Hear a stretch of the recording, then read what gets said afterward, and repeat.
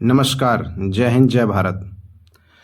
आज मैं आप लोगों के बीच में एक बहुत ही दुखद न्यूज़ है जो साझा करना चाहता हूँ। ये न्यूज़ है उत्तर प्रदेश के लखनऊ शहर की, जो कि वहाँ की राजधानी है।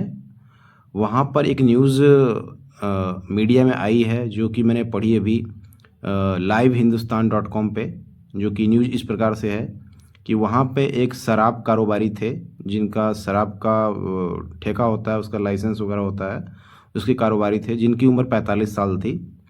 उनका एक बेटा था और एक बेटी थी। बेटे की उम्र 20 साल और बिटिया की उम्र करीब 17 साल। उनकी पत्नी का देहांत हो गया था 2017 में। अभी 2026 चल रहा है, यानी कि 9 साल पहले उनकी वाइफ का देहांत हो गया था। और 2-4 दिन पहले की बात है, जो ये शराब व्यवसायी थे, इनकी गुमशुदगी की रिपोर्ट दर्ज की गई थी। बाद में पुलिस ने छानबीन की तो पता चला कि उनका मर्डर हुआ था। जब सही से जांच हुई, पुलिस ने सही से गहराई से जांच की तो पता चला कि उनका मर्डर किसी और ने नहीं, उनके सगे लड़के ने, जिसकी उम्र 20 साल थी, उसने किया था। और ना कि सिर्फ मर्डर किया था, बल्कि उनके हाथ पाँव के टुकड़े कर दिए गए थे और उसको तीसरी मंजिल में ड्रम में रखा गया था। जब पुलिस ने इसका कारण जानना चाहा तो ये बताया गया कि उनके जो पिताजी थे, अपने बेटे के ऊपर ये दबाव बनाते थे कि आप गवर्नमेंट जॉब की तैयारी करो, मेडिकल की, इंजीनियरिंग की या कंपटीशन की, यानी प्रतियोगी परीक्षाओं की। तो प्रतियोगी परीक्षाएं कुछ भी हो सकती हैं, बैंक, रेलवे, एसएससी, या फिर इंजीनियरिंग की या मेडिकल की, कुछ भी हो सकती हैं।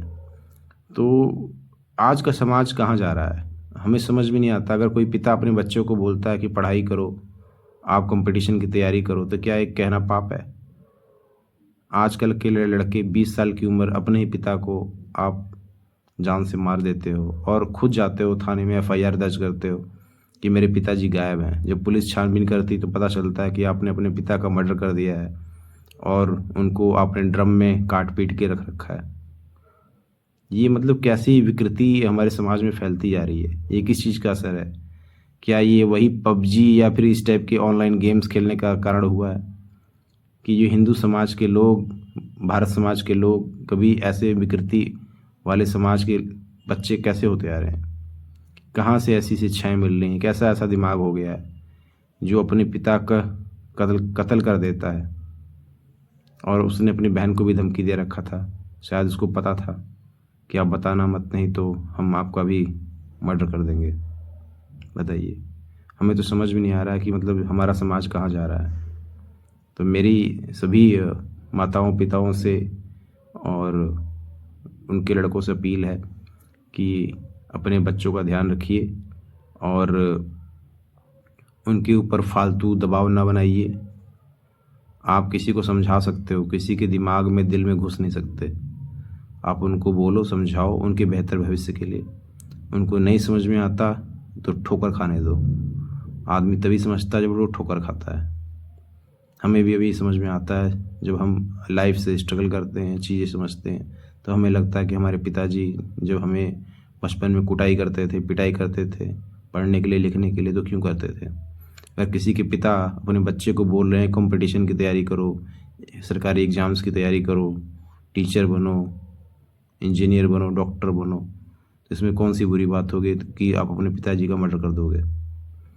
ये देखिए, मैंने अभी स्क्रीनशॉट लगा रखा है इस न्यूज़ का, और बहुत ही दुखद समाचार है, दिल को दहला देने वाला। आप ज़रूर पढ़िए और दोस्तों के साथ शेयर करिए कि आप अपने बच्चों का भविष्य आप खुद संवार नहीं सकते, आप उनको गाइड कर सकते हो, लेकिन ज़्यादा प्रेशर नहीं बनाना चाहिए। उनको आप बस इतना बोल दो कि देखो, आपका जो दिल करे, जिस भी दिशा में करियर बनाना चाहते हो, आप उस पर काम करो। बाकी सब ईश्वर पे छोड़ दो। आप अपने जीवन के मालिक हो। आपकी कौन सी मुग़ल सल्तनत है, कौन सा आपका एम्पायर है? जब लोग यहाँ बाबर को, हुमायूं को, औरंगज़ेब को, अंग्रेज़ों की पीढ़ियों को, जिन्होंने इतने साल तक भारत देश पे हुकूमत की सबको भूल सकते हैं। तो आपकी पीढ़ी कौन सी है? मैं अपने पिताजी का नाम जानता हूँ, अपने दादाजी का नाम जानता हूँ, उनके पिताजी का नाम जानता हूँ, उनके पिताजी का नाम मुझे भी नहीं पता। तो आप इतना प्रेशर अपने बच्चों पर ना डालें, उनको एक बार दो बार समझाएं, समझ में आता है ठीक, अदरवाइज़ अपना ज़िंदगी जिए और मस्त रहें। आजकल की जनरेशन समझाने लायक नहीं बची है। जय हिंद, जय भारत।